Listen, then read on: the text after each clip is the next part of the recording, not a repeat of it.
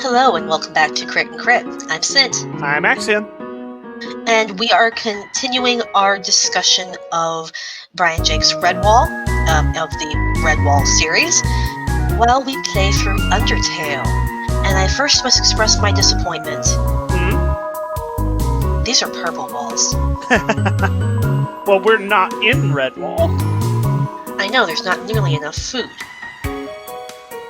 I don't know. There were a bunch of veggies in the last episode. Ah, VeggieTales. Now it's time for silly songs with... I don't even like VeggieTales. Anyway, so last time we talked about some of the oddities of this series and etc. But today we are ready to move along to discussing the plot of Redwall. But first, tutorial.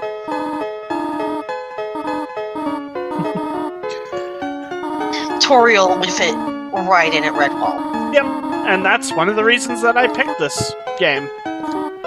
That and it's a fun little game. Alright, so do you want the short summary of Redwall or the long summary of Redwall? Let's go ahead and give the long one. We like being thorough here when we have the chance. I figured we'd do both, but... Okay, we'll do the short one first then. Okay. Oh no, attacking army! But we don't fight here! I'm going to start investigating around the place for our legendary founder. Oh no, the sword has gone missing! And there's birds and things, and oh no, the bad guy's having dreams, and... Okay, we killed him. Okay, that was the short version. Alright, so, properly, the long version.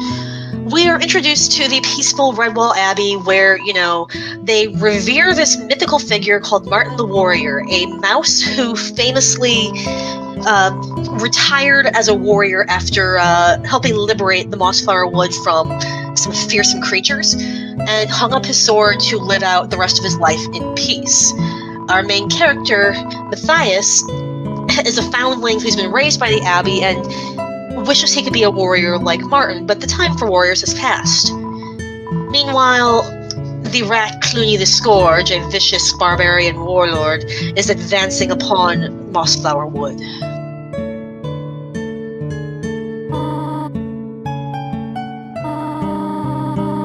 So Cluny arrives in Mossflower and almost immediately begins making a ruckus. He takes several families of different rodents hostage. I didn't know the music changed. Aw, I love this game. It is a very nice game.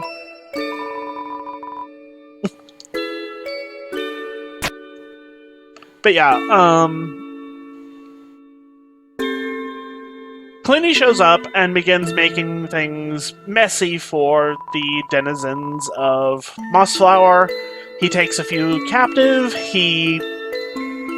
His underlings attack some travelers along the roads, and word quickly reaches Redwall Abbey that Cluny, who is basically kind of a boogeyman to the people of Mossflower, he's the thing that parents tell rowdy children, oh, if you don't eat your veggies, or if you don't go to bed on time, Cluny the Scourge will get you.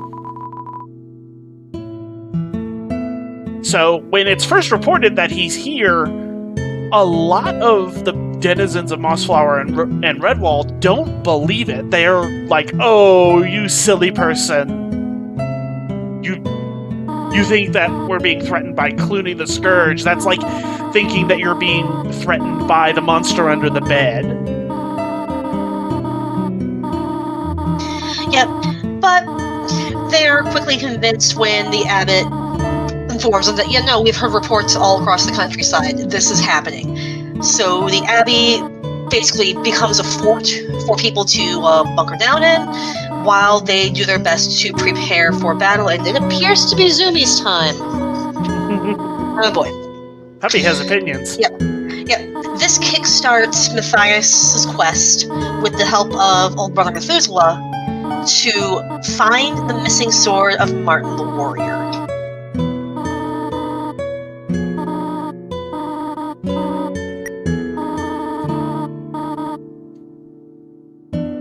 So,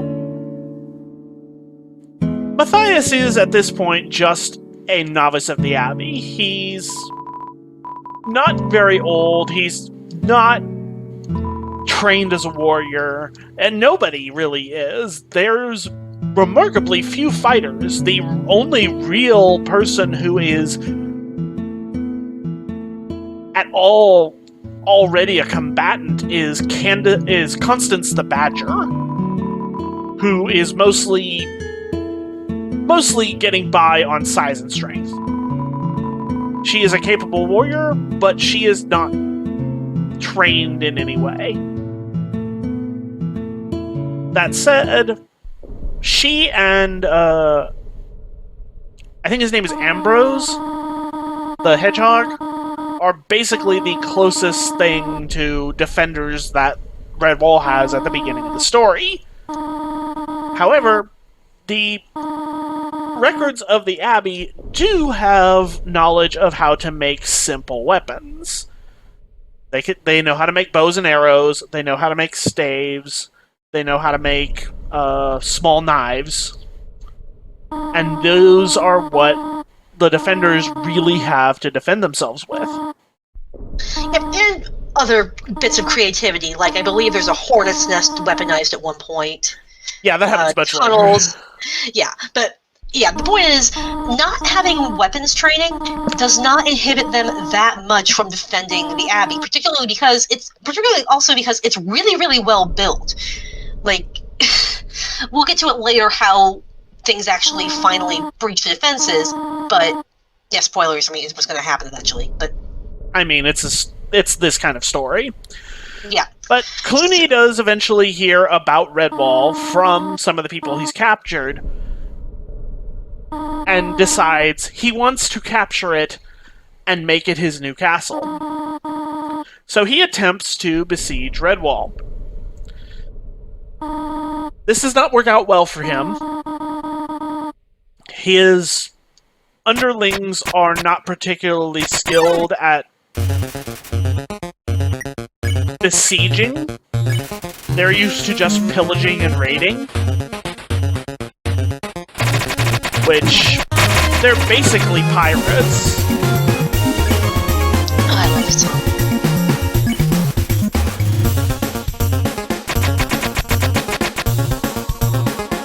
So they're not particularly military-trained rats. No, he's just screaming at bandits from around the countryside and saying, "You work for me or I kill you." Yep. He bolsters his numbers by gathering whatever other quote-unquote vermin creatures he can find in the surrounding regions and telling them they have... Mom is kicking your ass. Yeah. I should probably heal. I am very out of practice at the dodging in this game.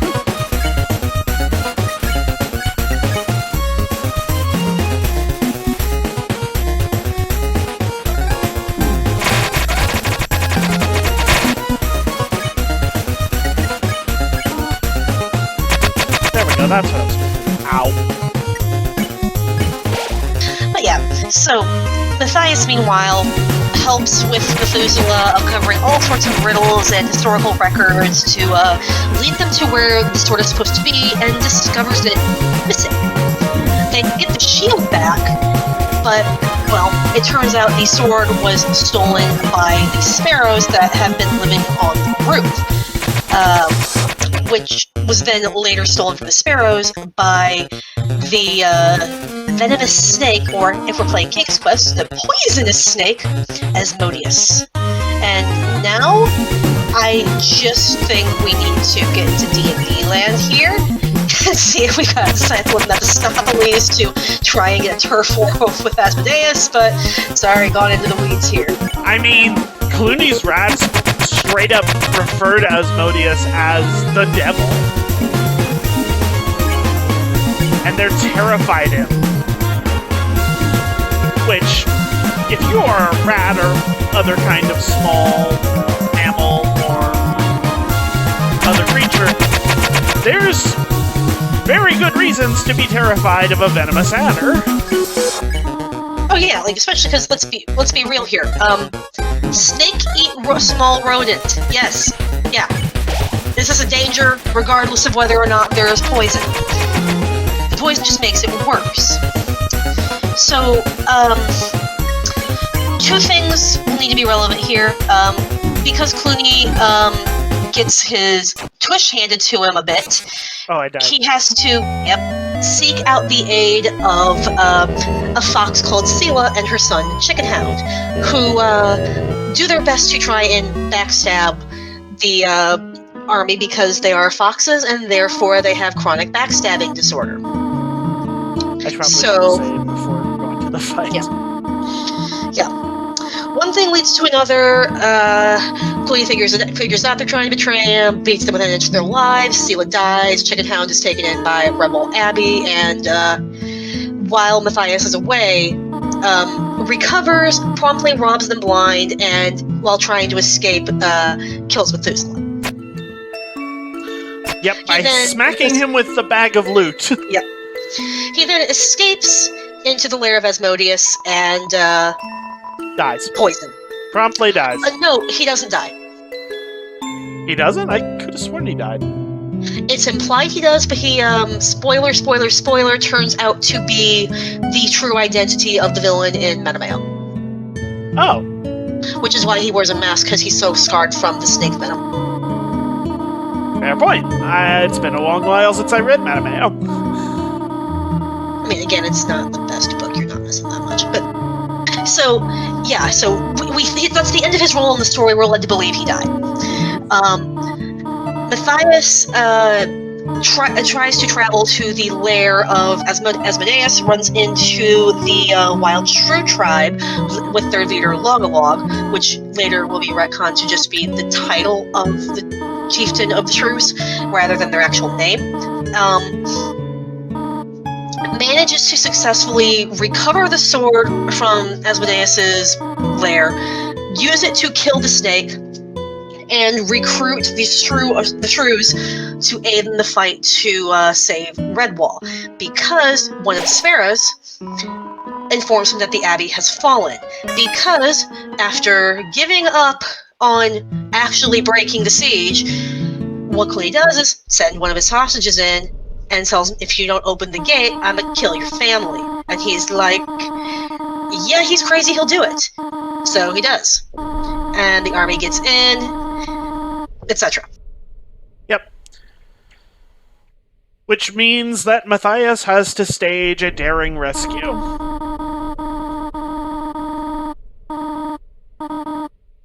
Yep. Which he does. He arrives, he battles Cluny a bit, retreats up the stairs of the bell tower, and Cluny, for some reason, does not see anything foreboding about this, or is perhaps entranced by, mystical visions from the past, because I know he's been having visions of Martin the Warrior the whole time without knowing who that is. Yep, just bad dreams. And Matthias kills Cluny with the bell. Yep. He swings the sword into the rope, and it just goes bong! And Matthias is named the official Abbey Defender, and yeah. And that's where it ends. There is a very clear setup for a future sequel, which we got with the mention of Matthias and Cornflower, who we didn't talk about. Oh, I died again. Cornflower, who we didn't talk about very much. We'll get to her later.